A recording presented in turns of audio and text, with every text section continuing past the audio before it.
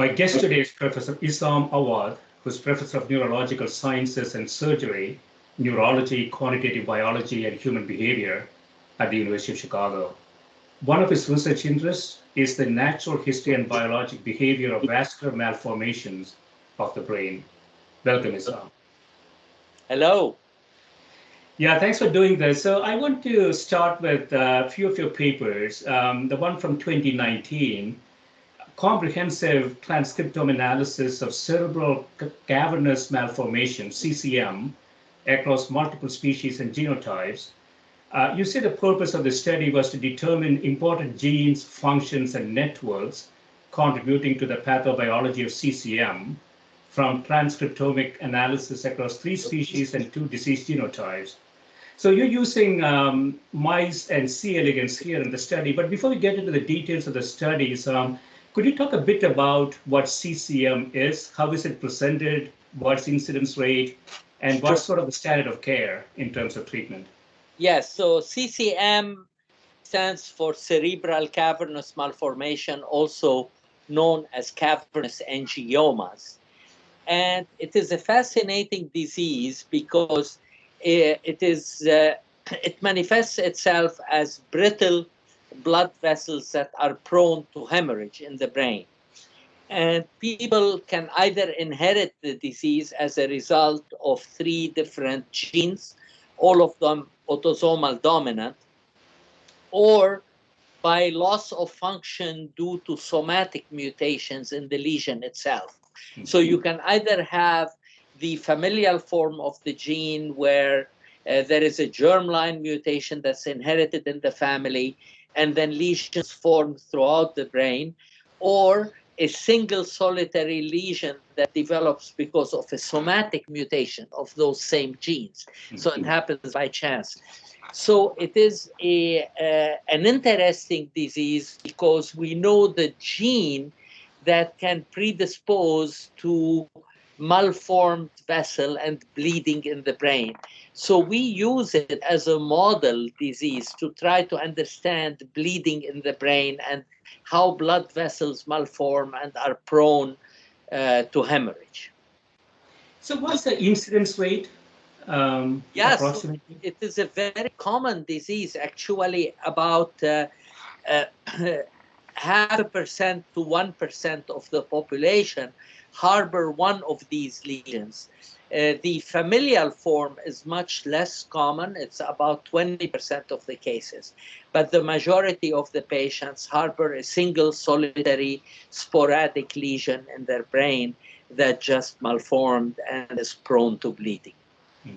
And so both of these varieties, the singular one and the clustered one, both of them are fundamentally genetically driven, right? Exactly. So the familial disease basically led us to the genes that can cause this problem.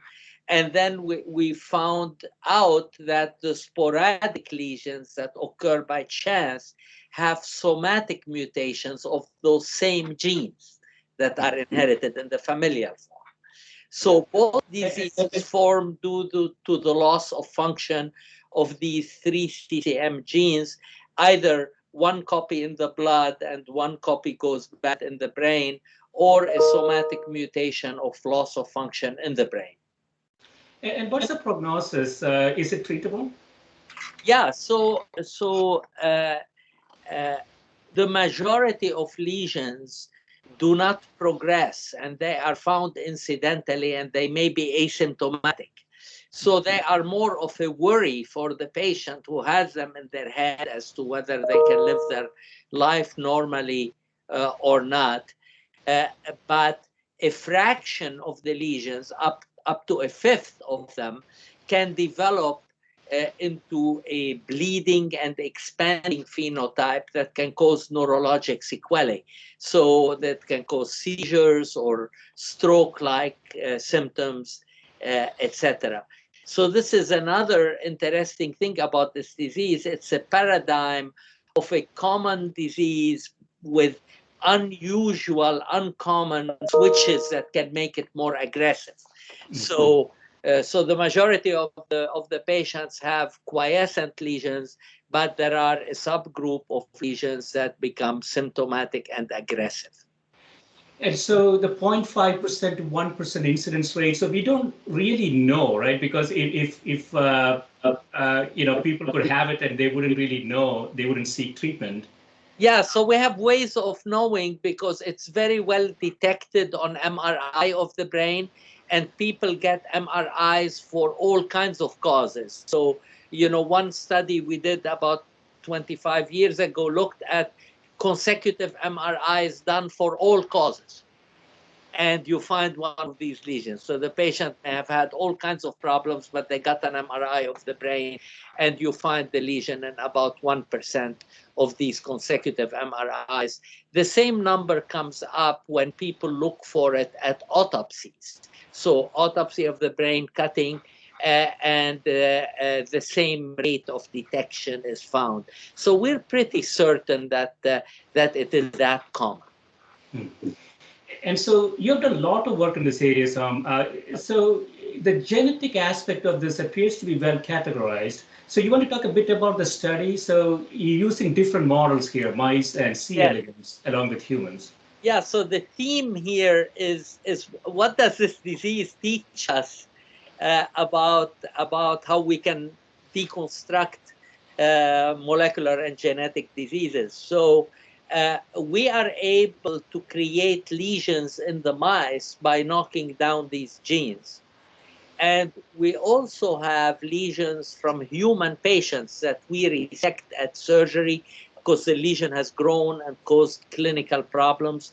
So brain surgery is done and the lesions are resected. And we also can knock the gene down in cells in vitro and also even in worms. And it's also been done in zebrafish. So we have multiple organisms in which we can cause the loss of CCM genes and then see what happens. So this is the study that you are referring to actually is the first of any neurovascular disease where we actually looked at common gene perturbations across species. So if you lost this gene in the dish or in the fish or in the worm or in the mouse or in the human, what are the commonly disrupted secondary pathways and other genes that go awry as a result of this genotype? So basically, we're looking at the groups of genes that result in the abnormal lesion, even though you have a primary gene loss in the familial disease, but then a whole number, several hundred genes, become abnormal as a result of that loss of function. Yeah, I was wondering why the worm without a CNS system and a brain? What do you see there? The worm is very interesting to us because it's got no circulatory system, so it doesn't have any blood vessels. It has one tube in the center of the worm that acts both as a digestive and circulatory tube. So that tube, as it turns out, becomes very disturbed when you lose CCM genes. So we learn in a very fundamental way how a circulatory tube becomes beads and becomes disrupted and therefore can cause bleeding if it were in a blood vessel. But of course, the worm doesn't have blood vessels, so it doesn't bleed. But yet we are able to study this phenotype in a very fundamental way. The other thing that you may know or you do know about the worm is that we know what every cell in the worm does, and we have the genome of the worm very well worked out. So we can tell what are the equivalent genes in a mammal that are perturbed as a result of this CCM loss. So it gives us a very good model system. Yeah, so it appears sort of common genotype. And so when you compare these different systems, what is the commonality? What are the things that we are finding? Yes, so the commonality are permeability type genes, so genes that normally would keep cells together so they don't leak. Those genes become perturbed as a result of the loss of CCM function. Therefore, we can start to understand the bleeding in the brain as a permeability disease because of those groups of genes across different species. The other very interesting groups of genes that we learned about from this transcriptome are the inflammatory genes. So the worm doesn't even have white blood cells to cause inflammation, but it does have immune system genes that are homologous to those of mammals. And those immune system genes are perturbed when you lose CCM function. So we know now that inflammation plays a very important role in this disease, not just because there is bleeding and your brain gets inflamed in reaction, but as a fundamental way of loss of function, there is already an activation of inflammatory pathways that result from that. Do you see any connections to other neurodegenerative diseases? Yeah, so inflammation is so commonly implicated in many different types of degenerative diseases, but here we are linking it to leaking vessels. So blood vessels that leak uh, uh, are accompanied by an inflammatory phenotype, and this, as it turns out, is present in the blood vessels as we age. So the aging blood vessels acquire very similar phenotype to that of the cavernous angiomas.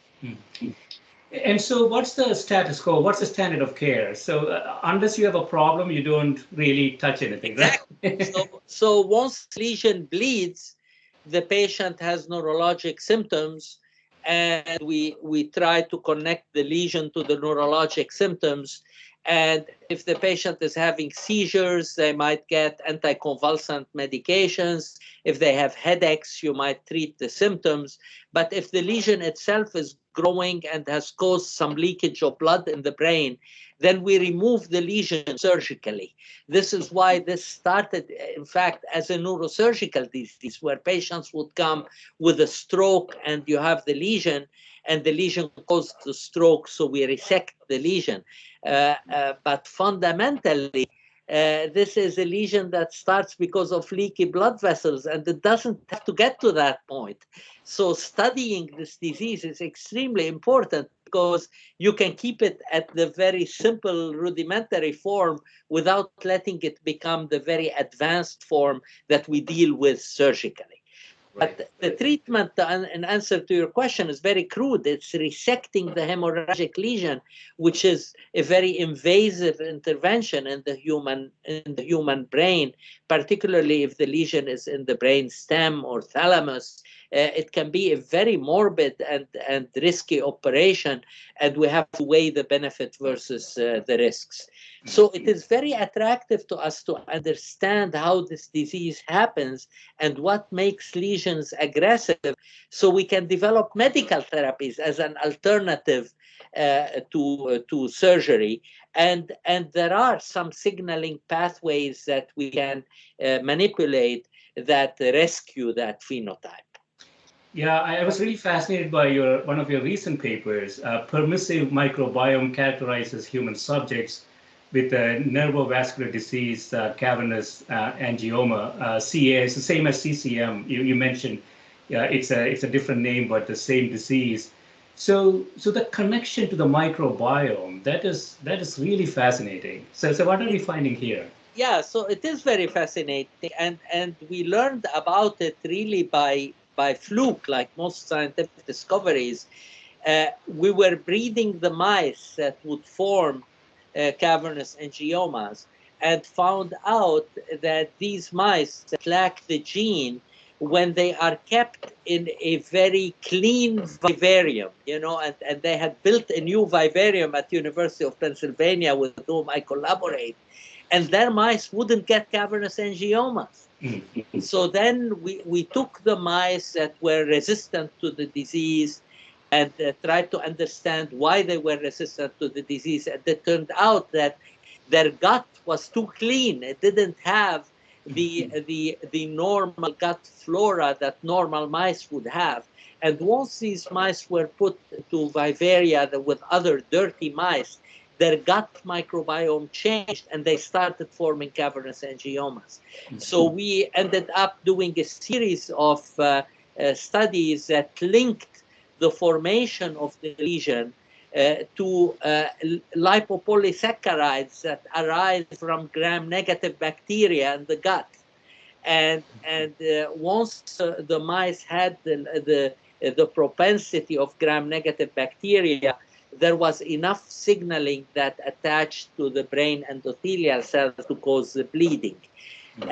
So then the study you are mentioning is we actually took the humans with the lesion and normal patients who don't have the lesions. And anybody who has a cavernous angioma, their gut flora are different and they favor lipopolysaccharides. So they favor gram-negative bacteria. Therefore, our conclusion from that study is that the only explanation is that there is a permissive microbiome that allows you to form the lesion. Without that microbiome, you could have the genetic hit and not form a lesion. You're protected. That's very fascinating. That's quite amazing. So the gram-negative bacteria, Yeah. they have benefits, right? It's not like we can just wipe them out and be Can't wipe okay. them out. If you wipe them out, you'll have another problem. You know, so the key is to actually have a balance, a healthy balance. And once there is a propensity of disorderly microbiome, and we showed in that paper that it's not just the ratio of gram-negative to gram-positive bacteria. That's one of the features, but the whole ecology of the gut is changed in that favor, and that ends up causing more lipopolysaccharides to be in the circulation, and therefore exposing the diseased blood vessels to that signaling, and therefore allow the diseased blood vessels to progress. Without So the diseased blood vessels, just do not form the lesion. So you could have the gene loss, but without the lipopolysaccharide activating signal, the lesions would not form. um, could we conclude causation there, or are we just finding sort of correlation? So in the human, the human studies, you cannot do the knockouts of various human species. But we did this in the mice. So we are very certain it is causation in the mice because the brain microvascular endothelial cell has a TLR4 signaling receptor to which the lipopolysaccharides can activate it. So when we bred mice lacking that particular signaling receptor, they also wouldn't form lesions. Right. So that you could lose their CCM function altogether, but they wouldn't form lesions because they don't have that driver.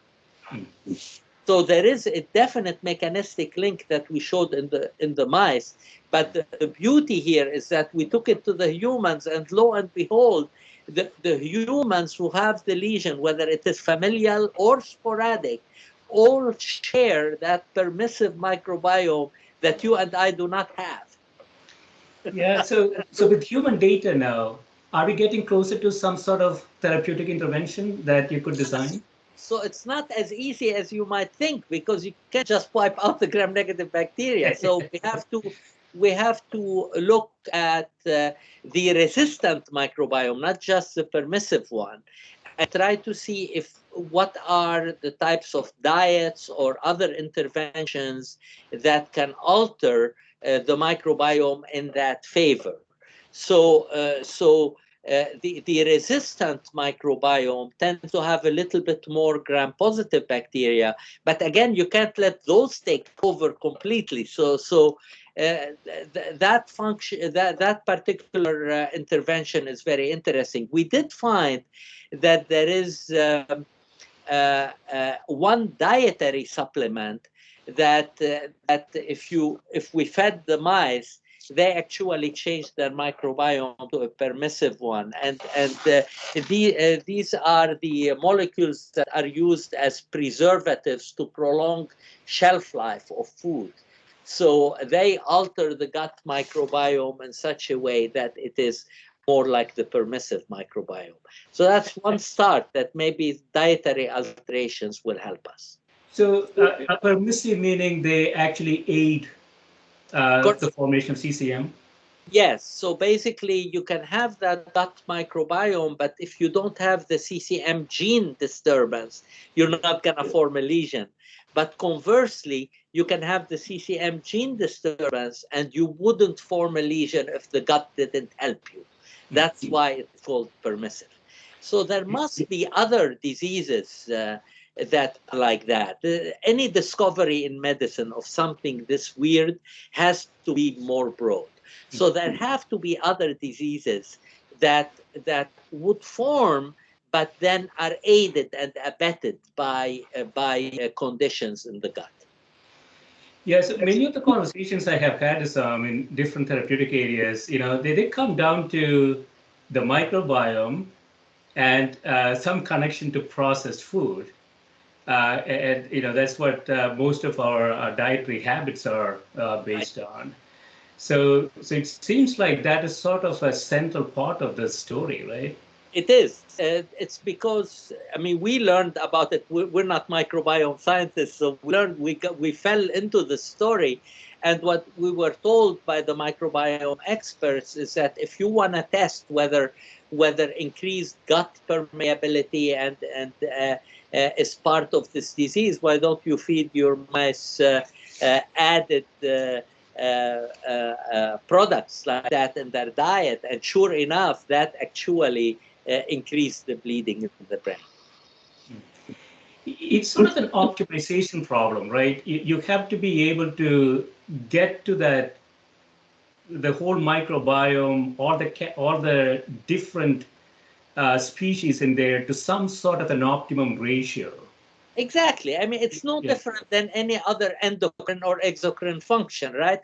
You have thyroid. If it's too high, it's bad. If it's too low, it's bad.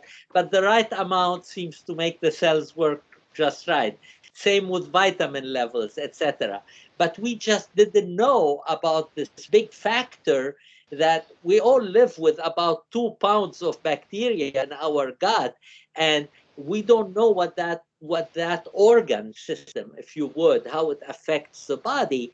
And lo and behold, this is a disease. You would have never thought of that if it weren't for these Eapen mice that didn't get the lesions. Yeah. Really fascinating. You're also working on sort of on the diagnostic area. So you had another paper, common transcriptome plasma molecules and imaging signatures in the aging brain and the Mendelian neurovascular disease, cerebral cavernous malformation. So this is sort of looking for some signals from a diagnostic perspective. Yes, so this basically leads us into another area that my lab is extremely interested in. And let me take just a moment to kind of talk about the importance of that. Almost any diseased organ or any pathology that we have anywhere in our body is either caused by or it leaks certain signals in the circulating blood. So either you have a pro-inflammatory state that drives it, or an anti-inflammatory state that inhibits it, or there are abnormalities in the lesion that leak certain molecules in the blood. And of course, the blood is made up of all kinds of molecules. We know about proteins, there are also metabolites, and there are fragments of nucleic acids, microRNAs, cell-free DNAs that are floating out there that reflect pathologies. So you would think that it is impossible to detect a signal from these small pathologies in the blood because you wouldn't know what to look for. But if you're smart about the transcriptome of the lesion, meaning the group of genes disrupted in the lesion, then you can start to look in an informed way for those signals in the blood. So in cavernous angiomas, the inflammatory and the permeability genes in the transcriptome led us to look at certain molecules that are pro-inflammatory in the plasma of the blood, and also molecules that cause vascular leak like VEGF and ROBO4 and so forth. These are molecules that cause abnormal angiogenesis and vascular integrity. And when we assay the blood of patients, we find that those molecules are prevalent in cavernous angioma patients. So they become biomarkers of the disease. And furthermore, they become more present if you have more lesions or more aggressive lesions. So they become biomarkers of the disease. So in the paper you are talking about, uh, we were interested in the aging brain because the aging brain is also prone to bleeding. You know, as we get older, we're prone to have hemorrhagic strokes because of little brittle blood vessels. And that bleeding in the aging brain appears to be mediated by very similar groups of genes as the cavernous angiomas. So this cavernous angioma, this weird genetic disease, turns out to tell us a lot about how blood vessels weaken as we age. So we found very common groups of disrupted genes in the aging human brain as in the cavernous malformation transcriptome. And then we looked for the biomarkers in the blood of older people. And lo and behold, in that paper, we show that it has the same plasma signatures as cavernous angioma patients. So as you get older, the same molecules start becoming more prevalent in our bloodstream as in cavernous angioma patients. So I don't know much about this, Issam, but is it the right way to think about is CCM is sort of modulating how fast the brain is aging? Well, it is not how fast, it is a gross and overt lesion that is the end stage, perhaps, of a normal blood vessel aging. So, as a normal blood vessel ages, it gets a little bit weaker, a little bit leaky. But obviously, if it does what cavernous angioma does, you have a stroke. You know, so that's the end stage of it. So the progression of cavernous angioma, like genes in the aging brain, may be the stage prior to this gross failure of the neurovascular unit and overt bleeding. Yeah, other than age, did you find anything else, any other factor that sort of accelerates this process in the brain? Yeah, I mean, this is well known that you can have the genetics that cause amyloid angiopathy, which is an accumulation of a protein similar to that of Alzheimer's disease. But if you have it in the blood vessel wall, the amyloid protein, you have amyloid angiopathy, which is leaky also and causes bleeds in the brain. So that is another molecular disturbance that causes the same phenotype.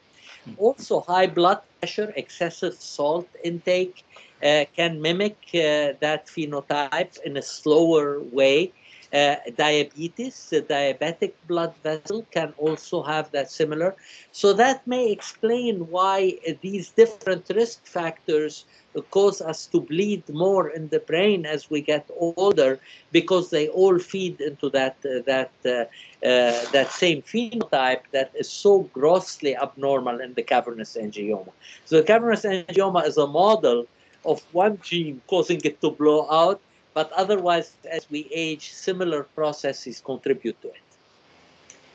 Yeah, people say two things: sugar and salt are responsible for 75% of our healthcare costs. You don't typically think about that in the CNS area, but it seems like these two things are everywhere, right? Causing They trouble. are. So, in fact, the blood vessel diseases of the brain as we get older, which result from hypertension, smoking, diabetes, etc., all contribute to both ischemic and hemorrhagic stroke burden.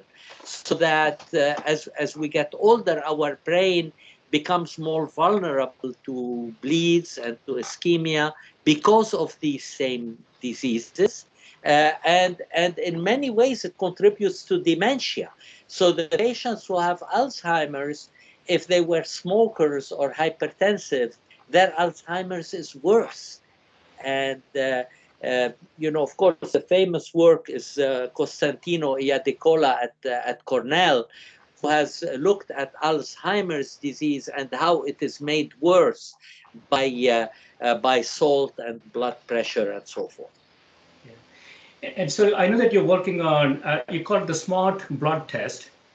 And so we talk a little bit about that. So is it closer to being practical? Yeah, so for cavernous angiomas, it's very close because we've been working on that disease for a while now.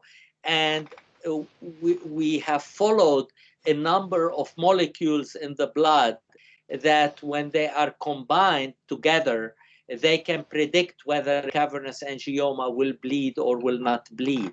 So this combination of various molecules is the heart of the concept of the smart blood test.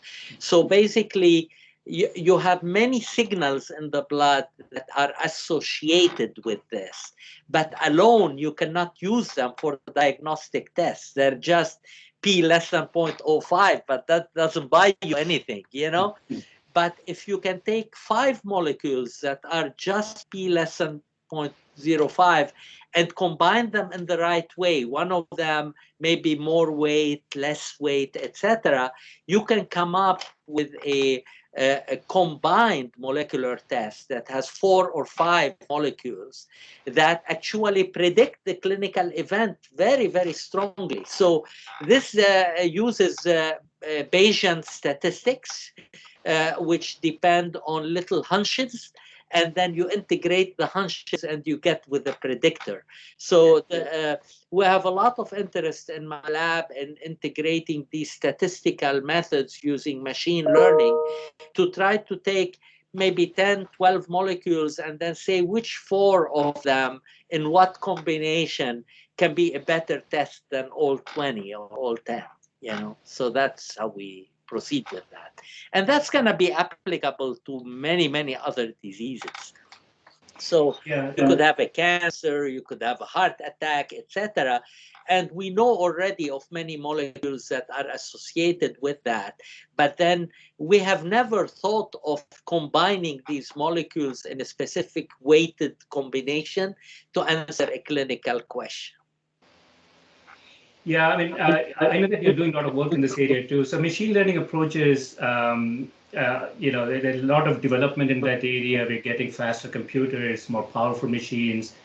And so as more and more data is collected in this area, it appears that it's very amenable to machine learning type techniques, right? Yes, so basically, uh, computational biology in general, with machine learning, Bayesian statistics, etc., allow us now to take problems that were out of reach in the classical days when we were assaying 5 proteins and whatever. But now we can take and test during maybe 4 or 6 hours, uh, a million different combinations of these proteins, and then test each one in relation to did your lesion bleed or not. So we can take the blood of a patient and then follow them for a year and see if their lesion bled or was quiescent. So that's a single, very black or white question. Okay, but then there are million things in their blood that are different between those two people. And then we try to find, using machine learning and these statistical approaches, a finite number of signals that predict that difference in phenotype. So that's the smart blood test.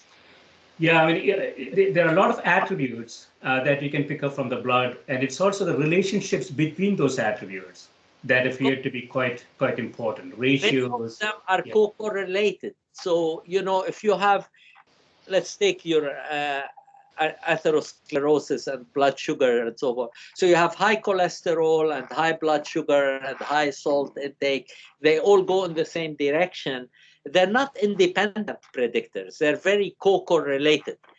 But then there may be other signals like C-reactive protein, which is the inflammatory response to atherosclerosis, that now brings in a complementary signal. Or there could be the leaky molecule signal, which is VEGF or ROBO. So if you took 2 or 3 of those that are bringing in complementary signals, you now have a much more powerful test. Yeah. Going back to the gut biome discussion. Instead of testing your sugar and cholesterol and whatever, you're doing it all at the same time and bringing all the different signals together. And you go home from your doctor's office with one combination of risks. That's what we're trying to do. Yeah, it's really fascinating. I just want to go back to the gut biome discussion. So, do you see anything sort of a blood test in the future that sort of tells us if the gut biome is in balance in some So we way? did that. So we actually looked as to whether any molecules in the blood reflect the permissive microbiome in our disease, because that would be a lot easier to find out whether you are vulnerable to the disease or not. And if you change your diet, are you changing it enough? Because you know how the microbiome is analyzed. You take the feces, you have to look at all the bacteria and sequence their genes, and then do this kind of analysis of what are the genes of all your fecal bacteria. That's not a practical test, you know. So you have to spend several $100,000 to do it in 100 patients, you know. So that's not a practical test. But if we have a molecule in the blood that reflects it, that would be very good. So in fact, there is a protein that binds lipopolysaccharide. It's called lipopolysaccharide binding protein. And we found that that protein is actually decreased in people who have the permissive microbiome. So that's one test in the blood that can tell you how your microbiome is. But there are also other metabolites that are different in the blood. So you are absolutely right. There will be blood tests that reflect your bad or good microbiome for various diseases. Yeah, so I want to finish up with the discussion on education. So you seem to be doing two different things, doing some science, really kind of emerging science, but you're also a neurosurgeon, so you're also practicing physician. Um, is this sort of the future that most physicians in the future might do some real science as well? Actually, it's not. Our field emerged with leaders in surgery who were also scientists. And some of the foundations of our field were people who were operating on the human brain and also studying how the brain gets organized. And or my generation, how the molecular diseases of neurosurgical problems are. However, the average neurosurgeon cannot do that. The average neurosurgeon has to worry about their technical proficiency every day and handling a broad range of neurosurgical diseases with competency, technical competency. So it's the difference between the pilots and the aerospace engineers, right? Or the astronauts. They all dabble with flight, but their roles are very different. You know, the pilot every day that flies you has to be very competent on that plane and do it over and over and over again. So as a neurosurgeon, I have to do that too. But if I want to crack the secrets of some of our diseases, I have to take time and do a parallel of building the type of laboratory I've been telling you about that tries to take the disease from the human and saying how can we alter it, what are its signals, and if we don't do that, we'll never know that the microbiome drives bleeding in the brain, you know. So the guys who study microbiome alone would have never discovered it, and the neurosurgeons would have never discovered it. So you need these key individuals that that have one foot in each camp. They're like the translators in the ancient world. They're the ones who would bring the ideas of Aristotle to Rome, you know, and therefore you need to have translation, and this is we take this very seriously. So we have to teach a cadre, a small group of elite neurosurgeons to give up some part of neurosurgery. So they don't have to do disc disease and trauma and whatever. But if they're doing brain tumors, they also need to study the science of brain tumors. Or if they're doing neurovascular disease, they need to do the science. So it's not for everybody, but it is for a key cadre of neurosurgeons that we give them this opportunity to develop as neurosurgeon scientists, because it is so critical to have those few people in our midst to try to crack the mysteries of the diseases. Yeah, so I spent some time in the pharma industry, Sam, and I always felt that there isn't sufficient feedback between, sort of the providers and the pharmaceutical scientists as they were developing new products, right? So there's a lot of data in the provider arena, but that never actually gets into the manufacturer's R&D process. And it's sort of an analogous thing, right? Which is, Absolutely. So you've heard of the imposter syndrome, right? So whenever we are in a clique thinking the same way, anyone who comes in using slightly different tools or approaches is treated as an imposter. You know, they are not as good as we are at what we do, and they're bringing these strange ideas. So our nature is to lock them out, you know. But you're right. The creativity comes by allowing a few imposters in the different cultures, because that's how you get something very creative and very new. So we like to encourage the people who are doing highly technical neurosurgery to also take a year or two to study some form of scholarship or science to bring a different way of investigating and thinking about the clinical problem that we have. And this is how we're going to conquer some of it. I mean, how are we going to talk to the pharmacologists about what is a better approach to testing this disease if you're not sitting with them and talking with them and allowed to do that? yeah, from an education perspective, it appears to be a real challenge, right? Specialization, the information that you have to really understand if you want to specialize in something is so much and so dynamic. A specialist is really impossible for a specialist to broaden and look at the intersection of disciplines, for example, right? So all our scientific and clinical disciplines have become subspecialized. So you have to shed a little bit some of the generalist interest. It's good to have that. I mean, you know, it's good to have that, but you cannot do everything. So you have at some point to say, and again, I go back in neurosurgery and I say, at one point in my career, I did epilepsy and tumors and discs, but I can't be thinking about all these problems. I can maybe master the technique of all of them. But if I want to think in depth about one of those fields, I have to let go a little bit and declare a science and an interest in one area and go deeper in it. And then I have an educational job to teach the other neurosurgeons what I have learned. So when I sit with neurosurgeons in general, they may get ideas about disc disease that have to do with the microbiome that they never thought about before. Right, right. Yeah, excellent. I mean, this is such a great area.